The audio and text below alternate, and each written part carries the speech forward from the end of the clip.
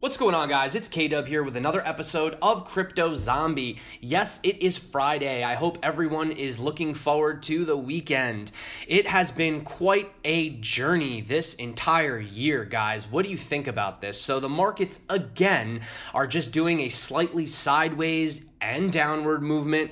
We're sitting around a $249.21 billion market cap with Bitcoin's dominance just kind of hovering around that 45%, just kind of going up and down, up and down, up and down, not really moving out of that channel. So there's not too much to talk about as far as the markets are concerned. We did have that India FUD kind of going on right now, but it's always a different FUD from a different country every other week. So it's almost at this point, you have to get involved. You have to take it seriously. You have to look at it, but it does get a little tiresome after a while dealing with every single week a different countries coming out with their own, FUD and this and that. So I wanted to also move on to show you guys the updated ICO roadmap. So basically we have 1, idea, 2, research, 3, white paper, 4, ICO launch, 5, SEC subpoenas, 6, prosecution, 7, trial and conviction, and 8, prison. It's a joke, guys. It's a joke. However, you do wonder what is going to happen in the future with these ICOs. So I wanted to talk real quick about the extremely disappointing news that came out of Coinbase. So here they are on CNBC. The next coin on Coinbase is, it's just that Coinbase is adding support for Bitcoin forks to Coinbase. Cool, guys, cool. I know there was a lot of speculation. People were talking about Ripple trying to buy their way in and all these other things. So if we come over here, basically what they wanted to let you know was that in the coming months, Coinbase is going to allow its customers to withdraw funds that are resulting from forks of the Bitcoin network. They say, as always, we look at technical, operational, and legal considerations when deciding which Bitcoin fork assets to support, and we'll always state on our website which particular assets are supported. That being said, Coinbase noted it was not announcing support for any specific assets at this time. Well, that was quite a disappointment for people in other countries that were staying up till 5 a.m. for the news, so I apologize for that, guys. Not too exciting. Also, what is up with Vitalik? This dude is on a rampage lately, right? First, he comes out with the Craig Wright fake Satoshi. What is this fraud? Why is he allowed to speak at the conference? And now we see him referring to Justin Sun's tweet, who went on to explain a bunch of reasons why he thought Ethereum was not as good as TRON, to which Vitalik also replied, yes, but you forgot one important point. Better white paper writing capability, Control-C plus Control-V, much higher efficiency than keyboard typing new content. Essentially, basically insinuating that a lot of the white paper was copied and pasted. So yeah, Vitalik, he is on quite a run lately. I'm very interested into seeing what the next project Vitalik wants to chime in on. Although some people were saying that was this tweet by Justin Sun something designed to insinuate a response from Vitalik? We don't know, guys, but we do know that today, if you get bad PR, good PR, the idea is to just stay in the center, stay in the limelight, and keep your project out there, keep eyes on it, right? So that's complete speculation. I can't take a side either way on that, but Vitalik, yes, the guy, he's on a rampage lately. But some news that I did want to talk about was EOS Dawn 3.0 now available. So if you come over to the website, you guys can see it's been completely revamped. It's sleek. They have the logo. Now it's like some clear crystal looking thing, right? There's all these different things you can come and check out. And if you notice right here, guys, we are starting to approach the end of this ridiculously long token distribution period. Also, with this release, we have a Medium post by Dan Larimer himself that goes into explain all of the things that you can expect. He talks about scalability features, inter-blockchain communication, and the list goes on, transaction compression, etc., etc. So, guys, I will leave a link in the description to this. It is a little too much for me to cover in this video right now, but if you are interested in what 3.0 has to offer, you are more than welcome to read that, and I will drop a link below. Also, I wanted to talk about this real quick, guys. So if you guys are a fan of Komodo, I don't know if you guys know much about Komodo, but they are actually having their first decentralized ICO, which is going to be BlocNation.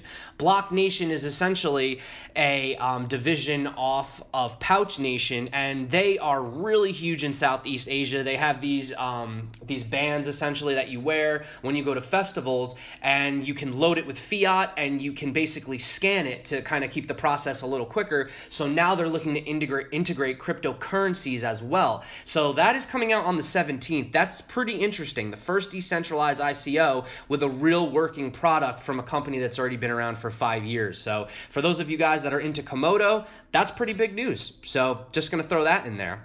Also, I wanted to talk about how cryptocurrency demand has become so unbelievably strong in Japan that they actually can't even find coders anymore. Now, this is a problem that we've seen, especially with a lot of these newer up-and-coming ICOs and projects, is that a lot of these developers are, essentially already taken, right? Like they're already working for other projects.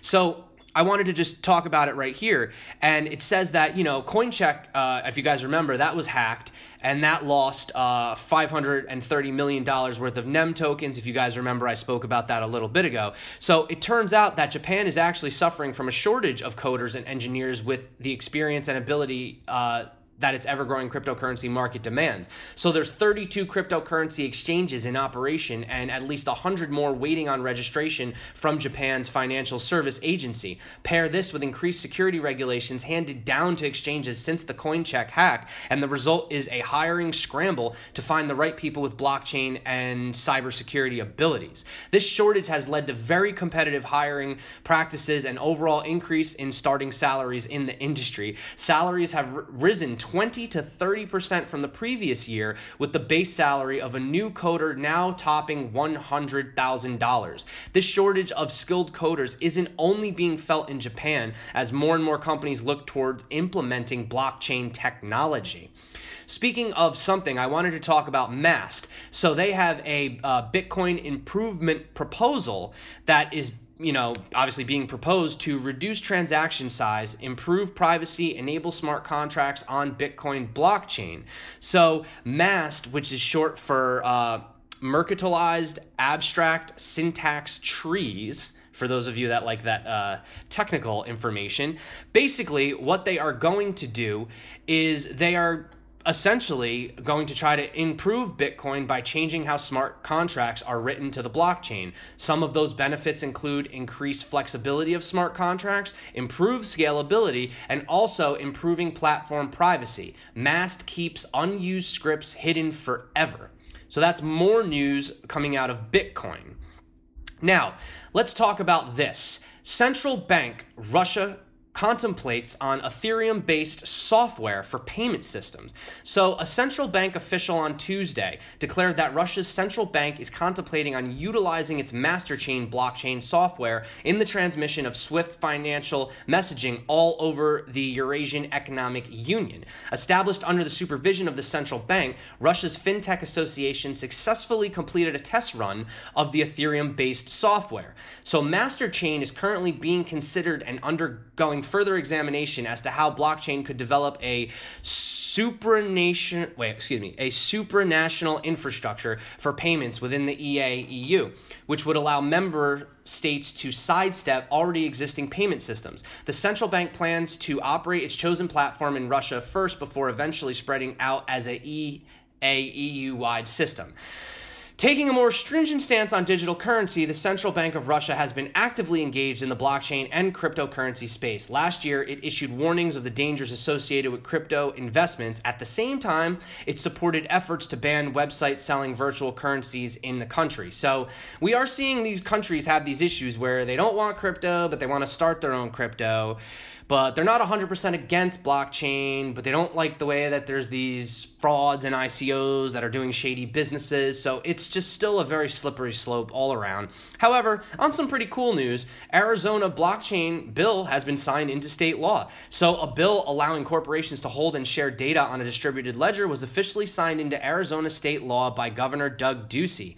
The bill was first introduced as an amendment to the Arizona Revised Status, one of three bills aiming to open the door for emerging technologies in Arizona.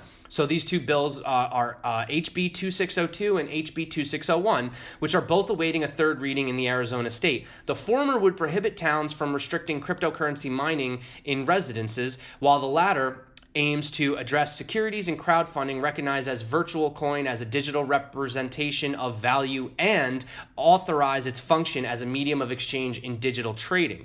Cointelegraph reported in March that Arizona had passed SB 1091, which would allow state residents to pay their taxes in Bitcoin. And in April of last year, HB 2417 legalized blockchain signatures and recognized the enforceability of smart contracts. Arizona's revised statuses now stipulate that data written and stored on blockchain technology is immutable and audible and provides an uncensored truth. Across the U.S., state governments are passing liberal legislation on cryptocurrencies and blockchain technology. New Hampshire exempted crypto traders from money transmission regulations in March, while this year Wyoming exempted virtual currencies from state property taxation as well, freeing certain blockchain tokens from securities and regulations. So that is some good news. Now, the bad news that was coming out that everybody had asked me about, why I hadn't spoke about it yesterday.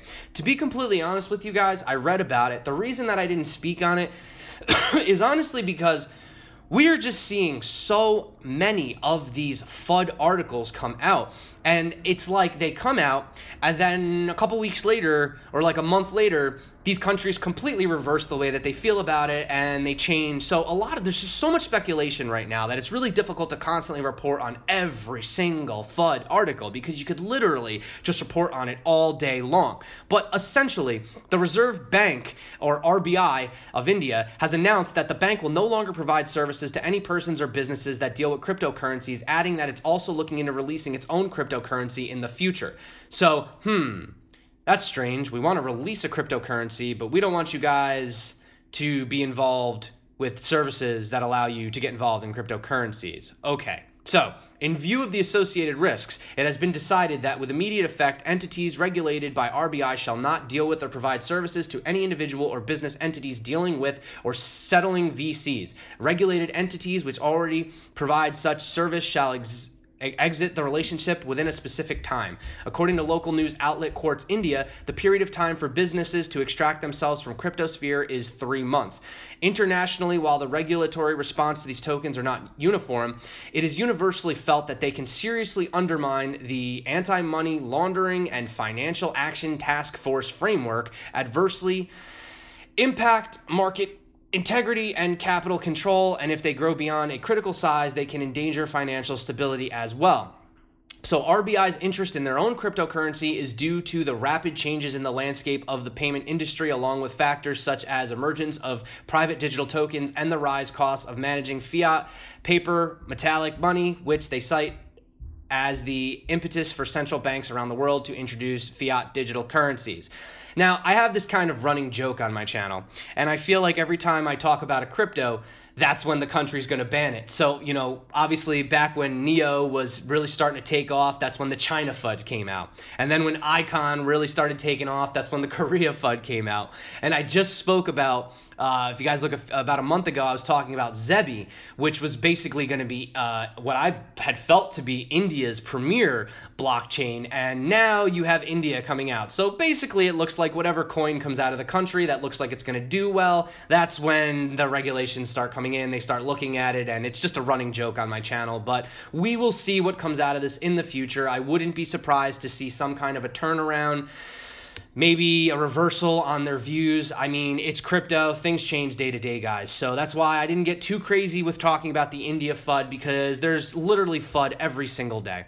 Also, I wanted to talk about one thing related to something that could also be potentially affecting somewhat what we've seen in the market. Now, people say there's a disinterest, the Google trends are down, there's a lot of FUD, the SEC regulations. Those are all possibilities. But the one thing I always wanted to stress also was that it still is tax tax season, especially here in America. We still have about a week and a few days left, okay? So Wall Street Bitcoin bull Tom Lee predicts a massive outflow of crypto before tax day.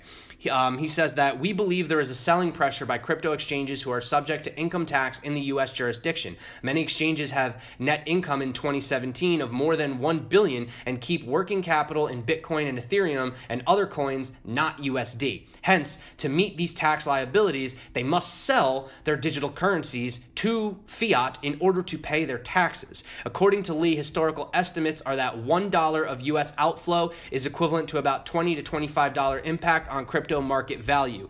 Now, if you don't understand what that means, I could definitely go into explain this. I'll have to make a video about this, but essentially, there's a theory that there's not actually as much liquidity or money in the markets as the market cap says that there is due to buying and selling, but it's not actually how much fiat has been used to come into the system. It's a really long, complicated thing. I'm not going to go into it right now, but essentially, yes, for every $1 that leaves, it's estimated that $20 to $25 leave as far as an impact on crypto.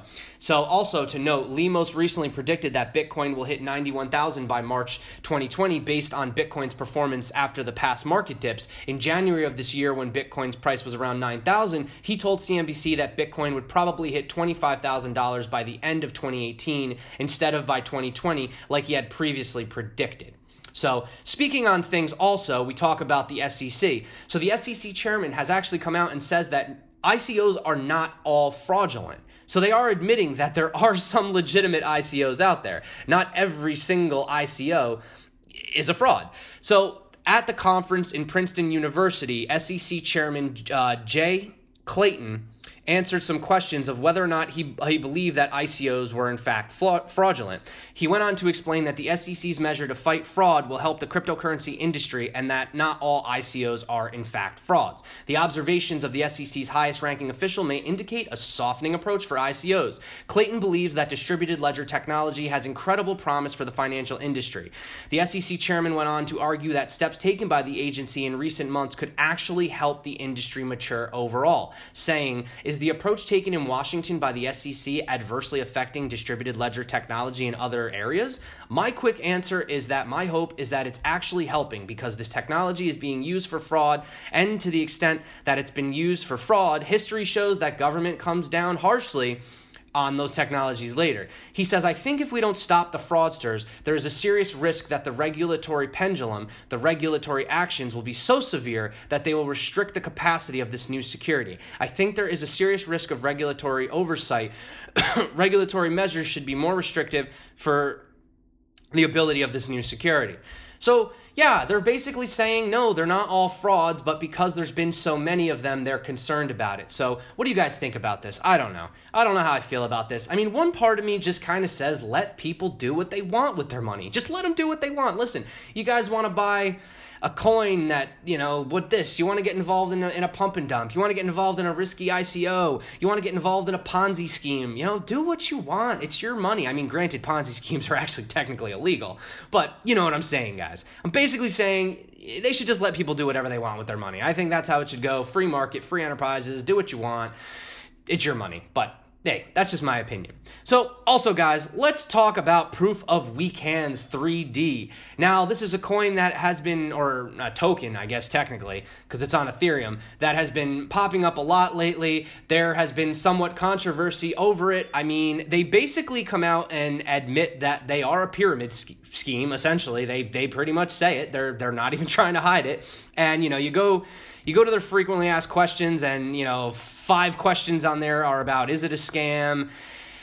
Yeah, I don't know, guys. I'm not even going to really comment on this. I don't really feel a need to comment on this. You know, like I said, it's your money. You guys do what you want.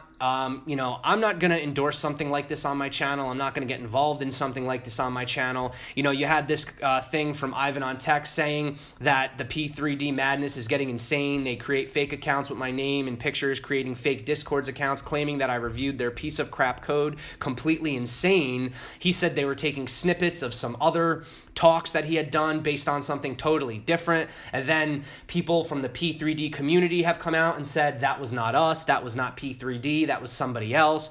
And then there's other people that are speculating that this could just be another BitConnect. So I don't know, guys. I'm not going to really go into too much about this. I don't really take a stance on this either way. Do what you want with your money. I won't be endorsing this on my channel. I won't be promoting it. I won't be getting involved in it. And yeah, for anybody that's curious of what the risk is in getting involved in something like this, just have a nice look at the BitConnect chart, guys. You know, it's all fun and games until it comes to an end. So is there money to be made in P3D? Probably. If you get in early enough, sure. If you give your referral link, oh wait, excuse me, it's not your referral link, it's your it's your master node address. Right, your master node. Okay, sure. So if you give away your master node and people use it and blah blah blah blah blah. Okay, so yeah, you guys can get involved in that if you want, whatever. Do what you want, it's your money. That's the last time I will probably ever talk about that on my channel. So that being said, guys, I hope you are gearing up for a very fun weekend ahead. I know that times can be tough right now. A lot of stuff going on in crypto, but there are a lot of people that are extremely bullish on crypto, especially after this tax season goes down. A lot of people are saying the end of April, May could be looking really good for crypto. Obviously, we don't know, but hey, you know, for everyone that's been hanging out, it's a pleasure to see you guys. Thank you for coming back to my channel. You guys are awesome. It's always a pleasure to bring a video to you guys, and I'm just really excited actually to get back home in the studio and start doing some more coin reviews and things of that nature. But until then, I hope everyone is gearing up for an awesome weekend. You guys are awesome. My name's K-Dub. This is Crypto Zombie. Until next time, stay crypto and peace out.